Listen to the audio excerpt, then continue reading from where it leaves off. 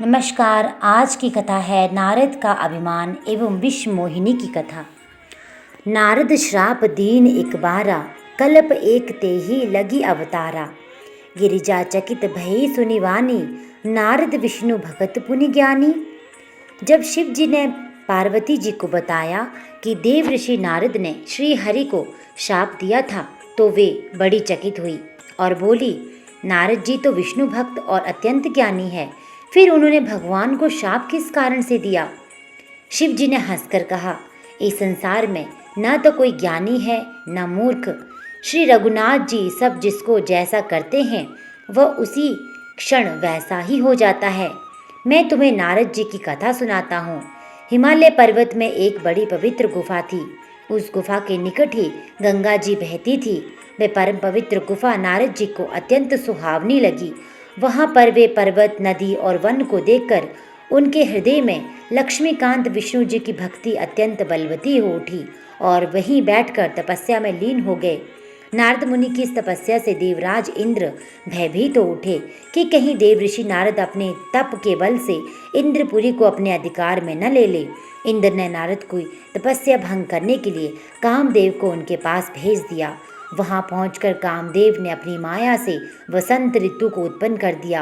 वृक्षों और लताओं में रंग बिरंगे फूल खिल गए, कोयले कूकने लगी, भौरे गुंजार करने लगे, काम अग्नि को भड़काने वाली शीतल मंद सुगंध सुहावनी हवा चलने लगी। रंभा आदि नव युवती अप्सराएं नृत्य व गान करने लगी, किंतु रामदेव की किसी भी कला का नारद पर कोई प्रभाव नहीं पड़ा।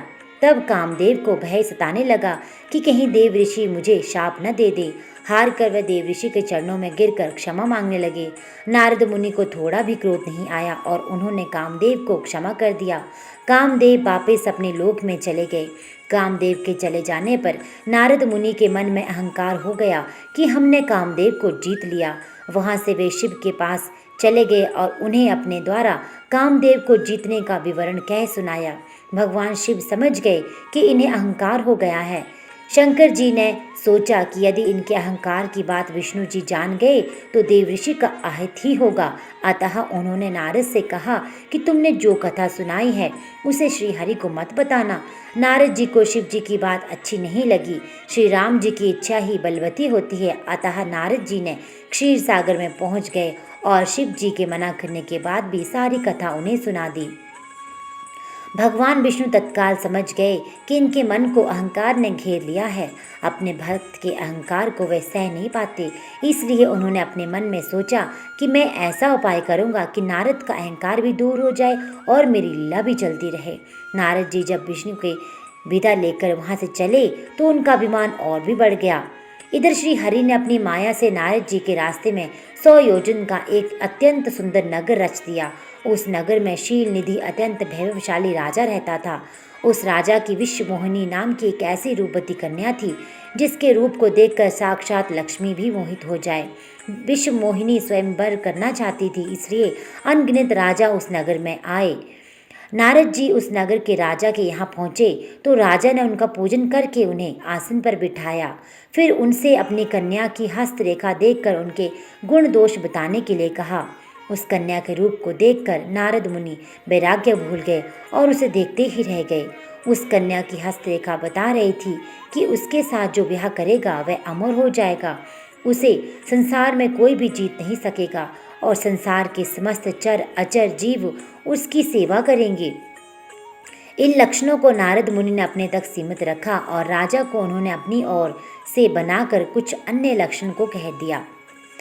अब नारद जी ने सोचा कि ऐसा उपाय करना चाहिए कि यह कन्या मुझे ही वरे। इस मामले में जब तक से जो काम चलना नहीं, जो कुछ होना है वह सुंदर रूप से ही होना है। ऐसा विचार करके नारद जी ने श्री हरि को स्मरण किया और भगवान विष्णु उनके समक्ष प्रकट हो गए। नारद जी ने उन्हें सारा विवरण बताकर कहा, हे नाथ, आप मुझे अपना सुंदर रूप दे दीजिए, जिस प्रकार से ही मेरा हित हो और आप शीघ्र वही कीजिए। भगवान हरि ने कहा, हे नारद, हम वही करेंगे जिससे तुम्हारा परम हित होगा। तुम्हारा हित करने के लिए हम तुम्हें हरि हरि शब्द एक अर्थ बंदर भी होता है का रूप देते हैं।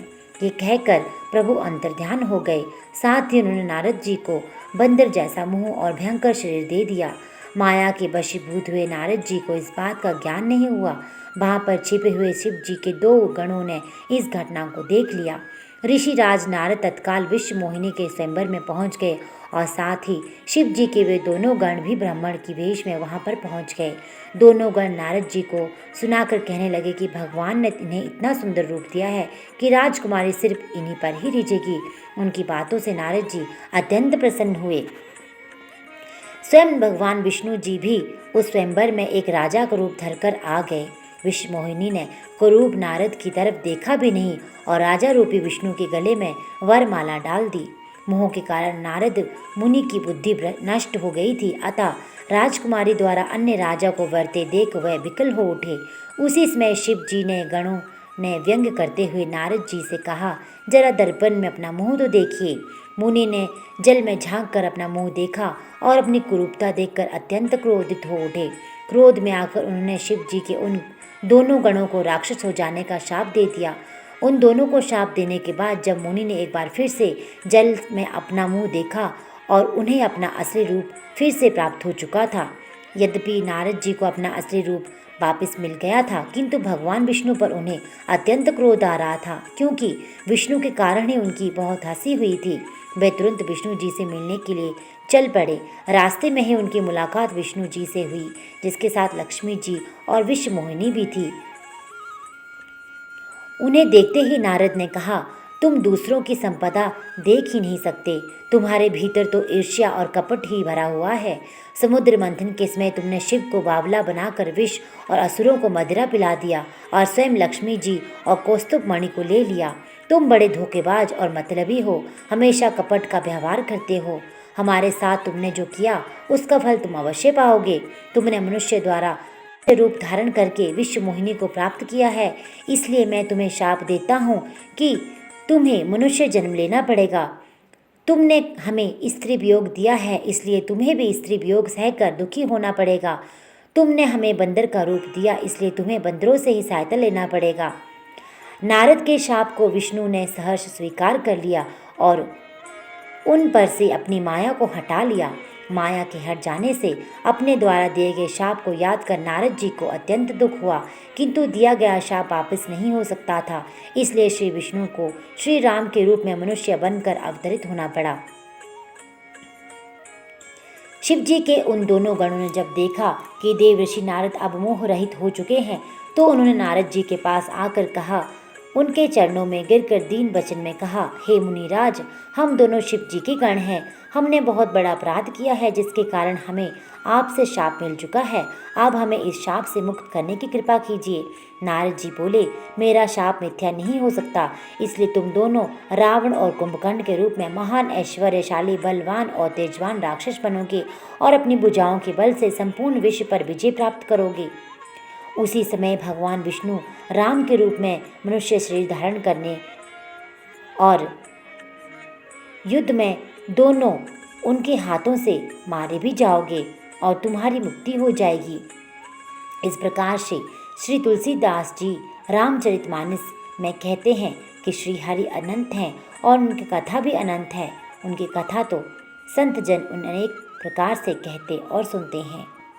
जय श्री राम। आपका दिन शुभ हो। धन्यवाद।